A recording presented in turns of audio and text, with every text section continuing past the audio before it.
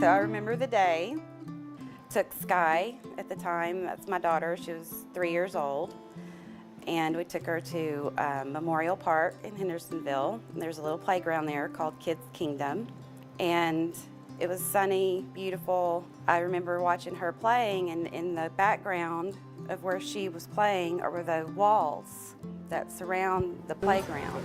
I would sit and watch her play or play with her, but I would always notice these walls in the background. And they just kept catching my eye. Started investigating them a little closer than I normally had, and was curious about it.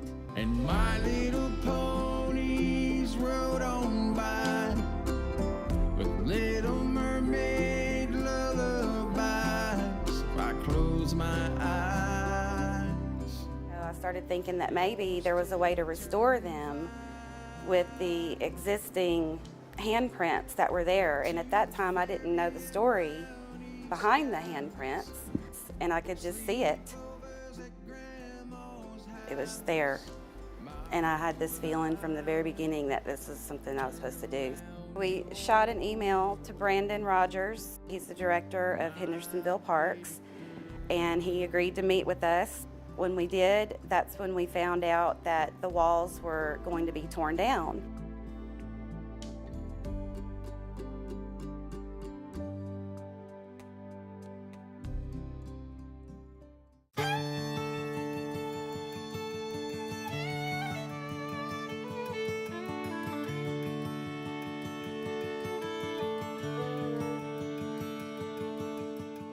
Well, Yvette's fantastically creative. When we met, I was doing a lot of landscapes and still lifes and kind of exploring and growing my own craft as a painter. And I met Yvette at an art show where we both had a tent and we both were showing and selling our art.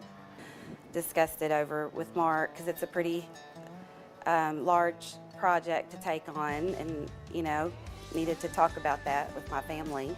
So I'm kind of serving as Yvette's not only counterpart creatively, but really an assistant to help the lead on most of the aspects of this. And I'm really just here to provide whatever assistance she needs from me, whether it be cutting glass for a few hours into smaller sizes to help her facilitate this enormous project. Brandon Rogers, he's the director of Hendersonville Parks. We presented him with our idea to save them, and he loved it and wanted to see some sketches. And so once we got that approval from him, right from the beginning, without any hesitation, he was actually very excited about the possibility of there being some public art in the park. So that was very exciting to have his enthusiasm behind the project. So next came getting in touch with Lori Kissinger. He is the executive director of VSA Tennessee, and she is also an amazing person and friend, and I've worked with her for almost 15 years, collaborating on various projects. She's organized. I knew I couldn't do this alone, and she is really good at trying to get funding from people for supplies. Of course, Lori has people that were interested in volunteering that have perhaps donated to the project. And Yvette's given a nod that she likes it, so it's one that will probably be used in it, and it will of course go on the tree wall. I hope I can bring my grandkids to that park, and maybe even my great-grandkids, and said, your granny helped do that. We've had several people come by who've asked about the tiles that used to be on the walls, that they were there when they were kids, or that their children were there who are now adults. There are kids and adults that are participating in this. Anybody's welcome, and there's no age limit really.